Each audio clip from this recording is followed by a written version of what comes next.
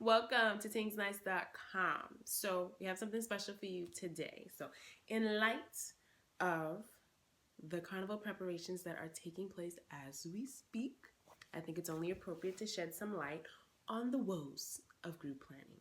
Now, I was thrilled to find out through my blogging explorations that I'm not the only travel addict who despises this task of group planning. So for this special topic, I had to pull in fellow blogger and carnival junkie, Krista, aka Bohemianista. Whoop, whoop, whoop. Hey, Krista. So in one of her recent posts, Krista expressed her mutual dislike for planning trips for other people. Now, when I saw that, I was like, yes, we need to join blogging forces because this topic is real. The struggle. I've been planning group trips since my first visit to Cropover in 2010, and I'll admit it's pretty addicting, but you got your ups, you got your downs. So Krista, when did you start your group planning explorations? Gosh, when did I start group planning? It had to be around the same time. I think the first time I went to Miami Carnival was in 2009, 2010, and literally it was a group of us, and I didn't plan the entire thing. Of course, there was another like head honcho and stuff like that. But over the years, like just trying to avoid like the same mistakes and stuff like that, you kind of take over a leadership role, or you take the lead in certain things like transportation or hotel or whatever it is. But eventually, I think I took over because I pay attention to details. I try to. And yeah, from 2010 on, and I think the responsibility just keeps on getting bigger and bigger and bigger every year. Group trips are amazing, right? But the amount of work that it takes to make them happen is no fun and games. So we opted to collaborate to give you the behind the scenes scoop on our group planning experiences. So this is going to either, one, help you prepare for upcoming trips, two, remind you why you need to stay away from planning group trips and lean on other resources, and three, we hope that this will give the non-planners an opportunity to appreciate what their group leaders go through to make these trips happen. Now, everybody has their own reasons behind why they want to, take lead on group trips, right? Now, I personally like to take lead for multiple reasons. And one being, I want to ensure that the place that we're staying is suitable to my needs, right? And to what I want, which is usually, the standard for everybody else. But I want to make sure that the living quarters are great, they have everything that we need for our group, that the price is great, and that the location is great. Now, I can't trust that, with other people, depending on who it is, right? Because I can't sleep anywhere, okay? But also, I like to be in the know, right? I don't like to be that person that has to ask 500 questions for somebody else, or if they're not coming forth with the information that I need. So I like to know, what's happening, right? I'm gonna have to ask a lot of questions. So Krista, what's your motivation for wanting to take point in group trips? I am a control freak, and you know what? I really don't like doing things last minute, especially around carnival time, and especially with a group, because it can get pricey waiting on people to get their sugar honey iced tea together. And you kind of miss out on like fetes or the whatever costume you want to be in, because things sell out pretty quickly. And if people aren't on top of what it is they want to do, or where it is they want to go, or where stay, or whatever the case may be, like I tend to lose out, especially if I'm in a group and I just don't like it. I know what I want to do, and I know when I want to do it by. So it's either fall in line or get left behind. Oh my God. Can we talk about that though? Thank you. I agree with you 100%. 100.2%. All of that, right? So over the years, I've had to work with a number of interesting individuals whom I have the pleasure of calling friends. I think, Christy, you can relate to this as well. Now, some of these people are easy to work with, and others are just a pain in the petunias, okay? Now, with that being said, Krista and I want to introduce you to a few relatable personalities.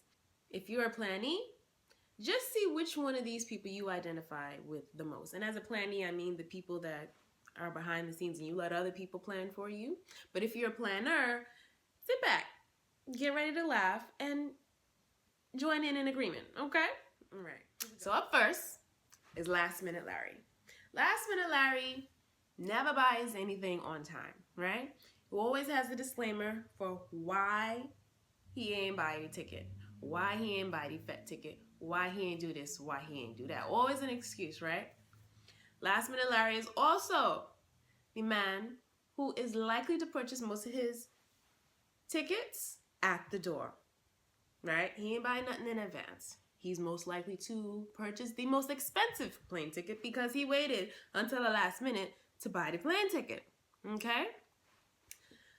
Now, I ain't gonna lie. Last Minute Larry is probably gonna be the one person that has the most fun out of the whole trip, and he better have the most fun because he paid enough money too, okay? Now, he's always asking for a bribe because he missed the deadline. But somehow, the man always end up with a costume, always end up inside the Fed, no matter how. Last Minute Larry just pull strings, okay? Last Minute Larry, big up yourself. Big up yourself. Okay, so this personality, and I tend to encounter this a lot, is let's just call her Out of the Loop Lucy. Now, Out of the Loop Lucy is kind of indecisive, but mostly has kind of like spoiled tendencies. Like, she's the chick that it's like, oh, I'll pay for it and you do everything for me. You know, she rarely knows what's going on in the group because she doesn't respond to any messages in any WhatsApp groups or Facebook groups or whatever you use for carnival planning, typically WhatsApp. She is most likely the person that will be like, oh, well, I didn't know. And everybody looking at her like, oh, we done said this about a million times in the group chat. Where were you? Yeah, but the one good thing about Out of the Loop Lucy is she makes her payments. She will pay when she's expected to, which is a good thing. So you definitely know she's going. But yeah, that's Out of the Loop Lucy. Are you an Out of the Loop Lucy? Right, next up, you have Too Early Errol. Too Early Errol, okay? Errol always want to give you his money in advance. Sometimes Errol doesn't even forget what he give you money for, right? Errol is very picky. He gonna keep asking you for updates, and I promise you, Errol can know the itinerary better than anybody else, okay? Errol, you're all right with me sometimes. So another personality that I tend to encounter is, I'm going to call this one Indecisive Ingrid. Now, Indecisive Ingrid is the person that never has an answer for anything, like nothing, right? And, she's the person that will avoid making decisions, so she'll typically go with the majority vote, which is kind of a good thing in a sense, unless, she goes with majority and she goes to a fete that she really doesn't want to go to. So, she's also the type that, like, if something goes wrong, she'll be the first one to say, well, I knew we should have done that instead. And she's definitely the type that will throw blame as soon as something goes wrong. And, typically things go wrong in group planning. But she's the first one that will open her mouth and be like, oh, well, I knew we should have done that instead. And everybody just giving her a side eye like, what? Right. Now that is Indecisive Ingrid. Are you indecisive like Ingrid? I seem to be stuck with older men. Let me tell you about this next man, okay? no-show Nolan. All right, Nolan is the first person to express interest in a trip, and Nolan is the only one that don't show up for the trip. You all know Nolan. You can't hear from Nolan. You can't find Nolan. You don't even know where Nolan is. You don't even know where Nolan is when money due. Okay? Nolan gonna be the one to say, y'all take a wine for me. I can be there next year. Nolan ain't going nowhere next year. You know Nolan ain't going nowhere next year. Nolan, you know you ain't going nowhere next year. Go sit down. This personality is like a rare personality that you will find in carnival planning. I mean, she herself should be a carnival planner. I'm just saying, or like a carnival planner in training, or just a trip planner in training. Like, I'm gonna call her obedient DeeDee. Now, this is the person that will follow instructions to a T. Always ask questions that are relevant to planning and hasn't been asked before. So this is the person that pays attention to detail, right? She's the person that will step in and answer questions if the planner isn't around or available, or she'll co-sign with the planner when everybody's accusing the planner of doing something wrong or not doing something, which typically happens. You know, when you got a group, sometimes they cry out mutiny. So it's always good to have obedient DeeDee in your corner. Another thing about obedient DeeDee, she is very responsible. She makes her payments on time, and she's always in your corner if something goes wrong. So this is like a right-hand woman or man. It could be a man. DeeDee could be a Derek in a sense. But if you're a planner, find you a DeeDee, find you an obedient DeeDee. She's a godsend. I think it will take a whole heap of stress off your shoulders if you're planning for a group, especially for Carnival. All right, so we know, I know, Krista know, you recognize somebody in that group, right? But you can front if you want to, okay? You all back there, you know who you are. But bottom line, we just want you to know that group planning is not easy, especially when you have a mix of personalities like that. Right? It takes a certain level of organization, certain level of common sense, responsibility, sanity, and a whole bunch of other things in order to pull these things off, right? So we are going to leave you with a few quick tips just in case you want to step into that planner seat one day.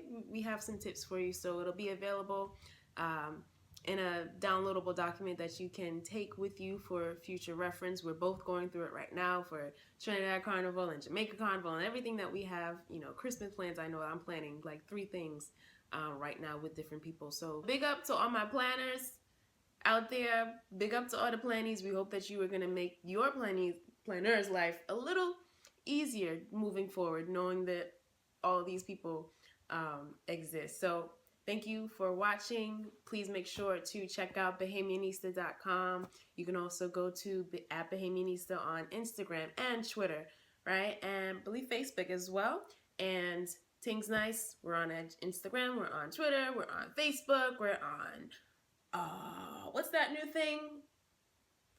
What is it called? With the, what is it? Anyway. You can find us on